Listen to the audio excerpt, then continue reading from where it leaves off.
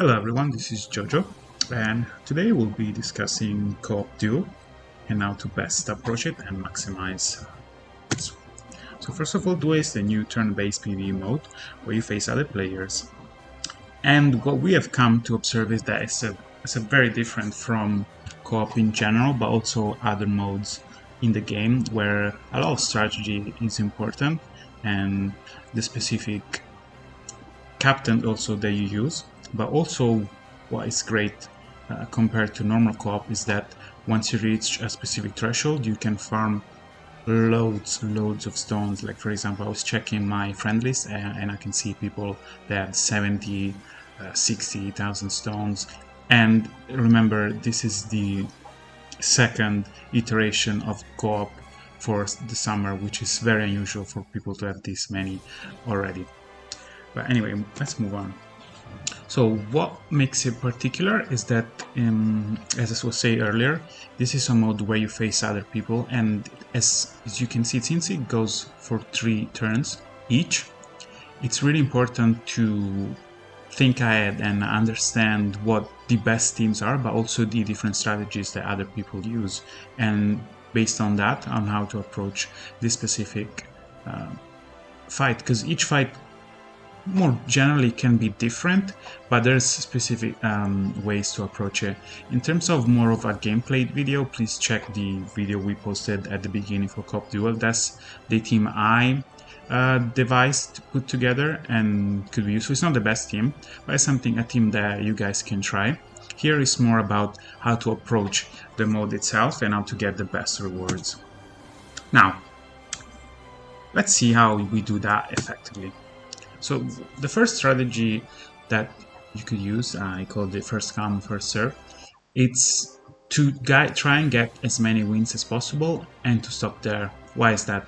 As you can see, in Co-op Duel, getting in your rank as early as possible, it's key, because once you get, let's say you get on day 1, you get to rank 100. It's not going to be certain that you stay there, but due to how it works, is let's say you're the first person to get, let's say, 55 stars, all right, and that gets you in top 100. You will be there because you are the first one to get it. Whoever gets the same amount of stars will fall behind you because they reached that star later. And this is the key aspect of this strategy, right? So if you get as many wins early, then you are up there in terms of rank and anyone else. So in terms of the pros, as I was saying, the ranking gives priority to those who reach rank first. So again, you'll be a step ahead compared to others. Again, which that helps because it means you have a higher chance to retain that rank as you were the first.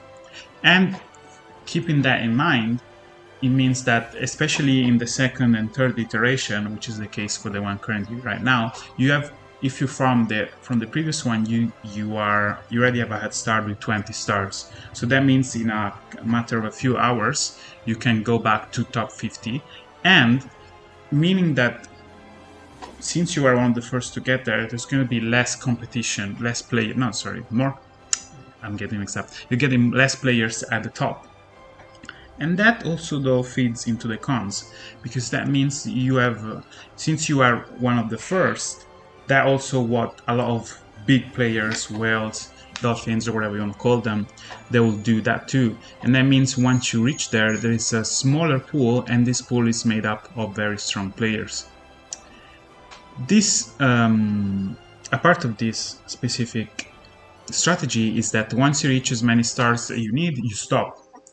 That means you don't farm Duel itself anymore, and as we discussed, that is the best mode to get the most amount of stones. You can still get stones from normal co-op, but unfortunately what we've seen is that less and less players do it. And what you think is that you're getting 32 stones from co-op for 60 stamina, whereas on Duel you could get up to 50 stones for the same amount of stamina, so you're missing out on quite a lot. And also, to be able to do this specific strategy, you need to have a very strong team and a solid understanding of the mode. Otherwise, you will be taking too much time to reach the specific threshold, which is the 50 stars, and also once you're facing very competitive players, you'll be losing a lot, so that means you'll be losing ranks. But thanks to Duel, you won't be getting below the threshold you reach. As in Duel, once you reach a specific threshold, and the maximum being 50 stars, you stop there. And that's very important, because that's the basis of the next strategy, which is gotta catch 'em all. So once you reach Master 3, as I was saying, 50 stars, then you stop there. You cannot go below, and that means you get the most amount of stones. And so what this strategy is all about is then farming using a max luck team. What does it mean? So if all your team is made up of 100 plus luck team, it means you can get that specific number of stones I mentioned, which is 50, because that is only possible once you have a team that's full and maxed with luck. That means that this is not really possible if you are farming proactively, because a team, unless you have like loads of luck and you maximize for that specific team you're farming with, which I don't really recommend, that's the only way to farm a specific higher team and then competing. But whereas this strategy, what it does is that you just get together a very easy weak team and you just tap. So you tap once, so it means that also you have a faster run, more time to farm, and loads of stones, which is also the pros, one of the pros. So it's take your time, and this means that you can do it across the period. You don't have to rush, you just do it as you want.